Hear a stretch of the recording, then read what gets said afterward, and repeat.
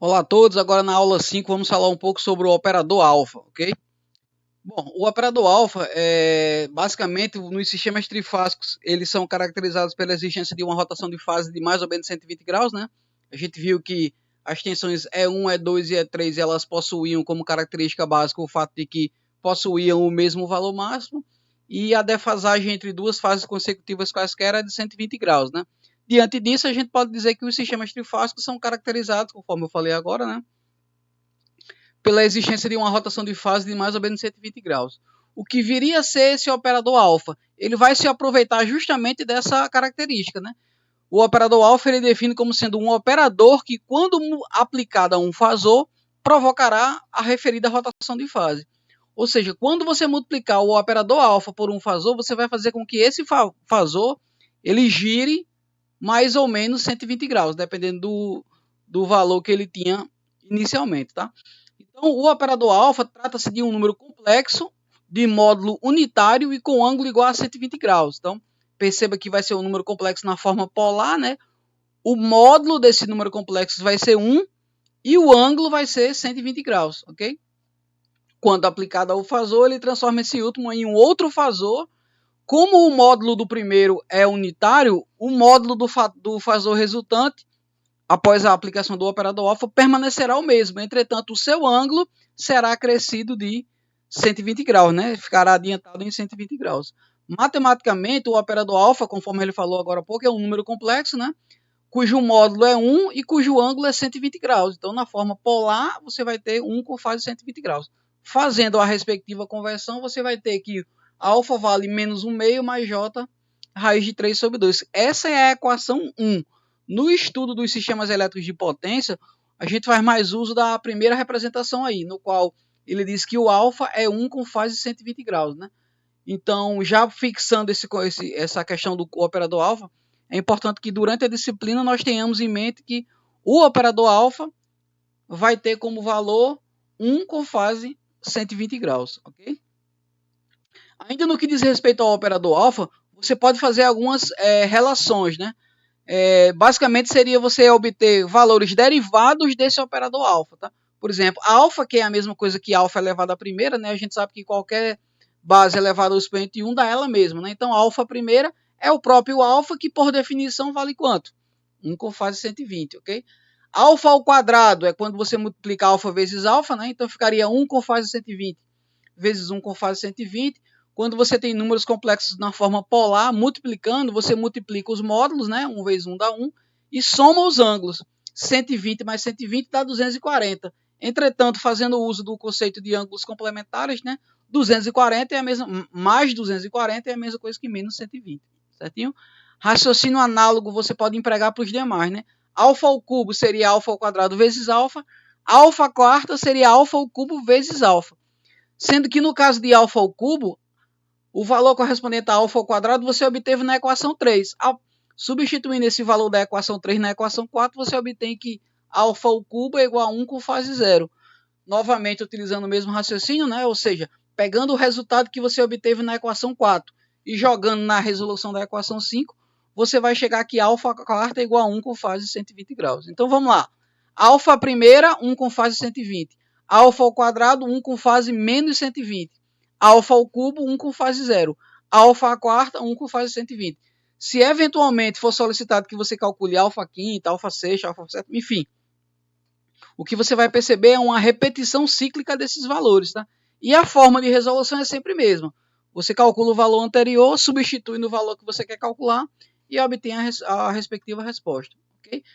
Generalizando esse raciocínio, se você fizer alfa elevado a 3n, sendo n um número inteiro maior ou igual a zero, você pode definir que alfa elevado a 3n, pelas propriedades da potenciação, significa que é a mesma coisa que alfa elevado ao cubo vezes n, né? Sendo que alfa elevado ao cubo, conforme a gente viu aqui na equação 4, vale 1 com fase zero. Então ficaria 1 com fase zero elevado a n, 1 elevado a qualquer expoente vai dar sempre 1, né? Então 1 com fase zero elevado a n dá o quê? 1 com fase zero, que é a mesma coisa que alfa elevado a zero, né?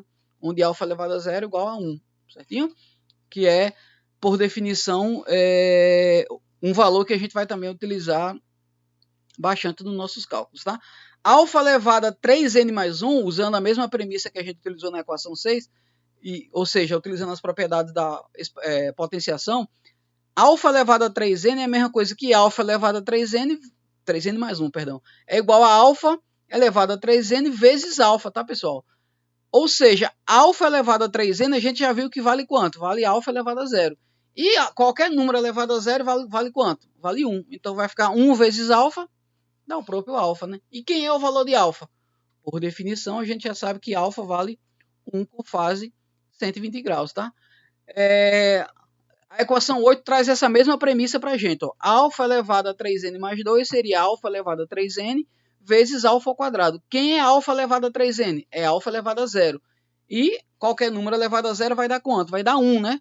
1 que multiplica alfa ao quadrado dá o próprio alfa ao quadrado. E quanto vale alfa ao quadrado? Alfa ao quadrado vale 1 com fase menos 120 graus, conforme a gente está apresentando aí na equação 3, tá? Então, conforme eu disse, né, generalizando, alfa elevado a 3n, alfa elevado a 3n mais 1 e alfa elevado a 3n mais 2, sempre você vai ter esse comportamento cíclico, né?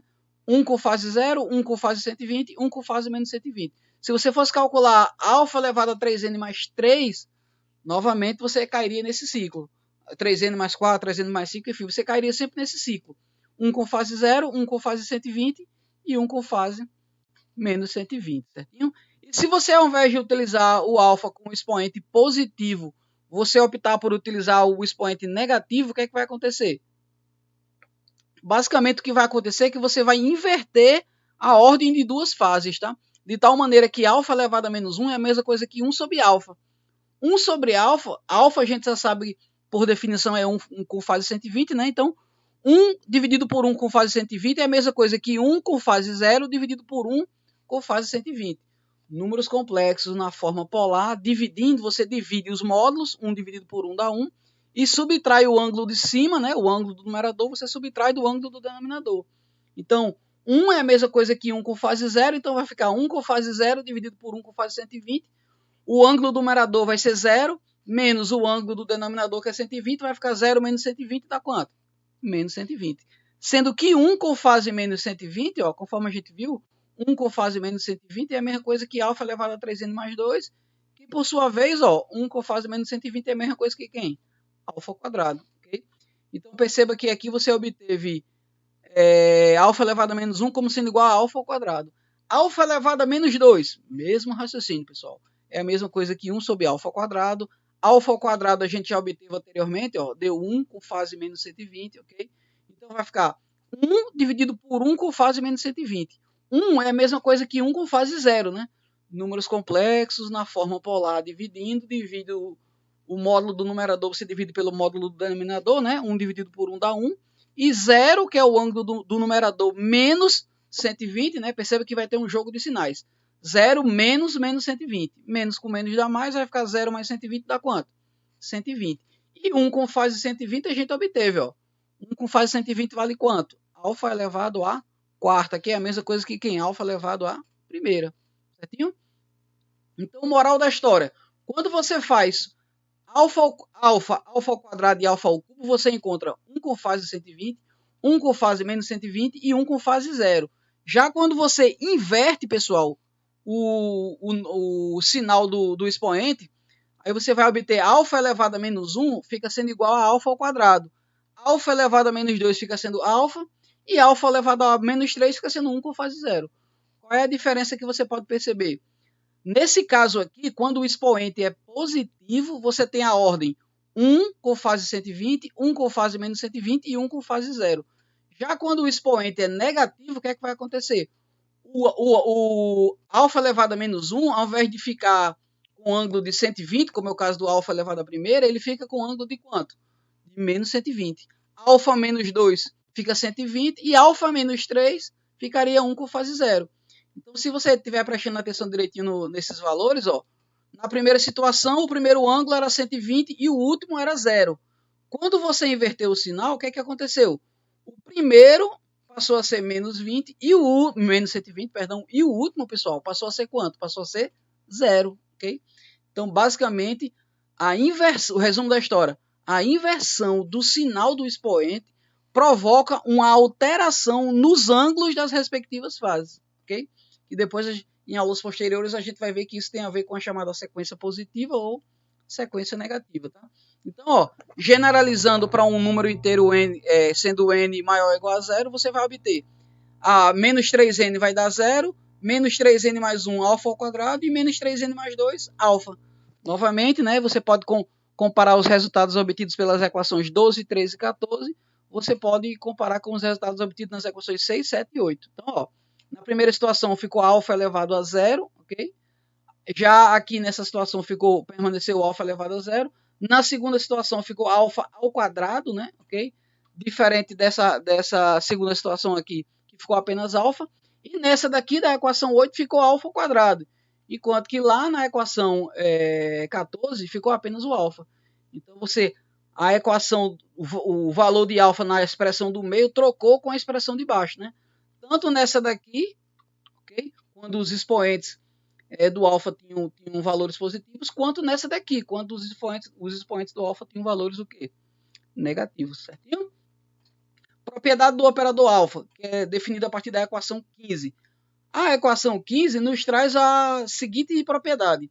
Se você fizer 1 mais alfa ao quadrado, significa que 1 é a mesma coisa que 1 com fase zero. Alfa, por definição, é 1 com fase 120, e alfa ao quadrado a gente já calculou, ó. Alfa ao quadrado vale quanto? 1 com fase menos 120, que é a equação 3 aí, ok? Então o que é que vai acontecer, ó?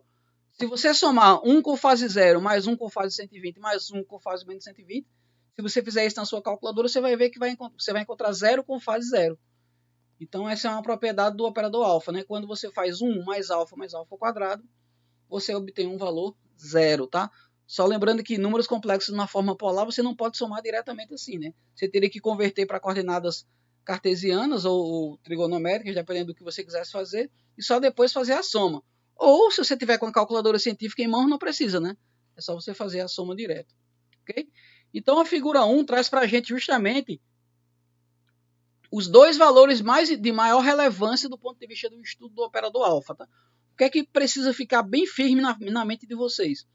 A alfa é 1 com fase 120 graus. E alfa ao quadrado é 1 com fase menos 120 graus.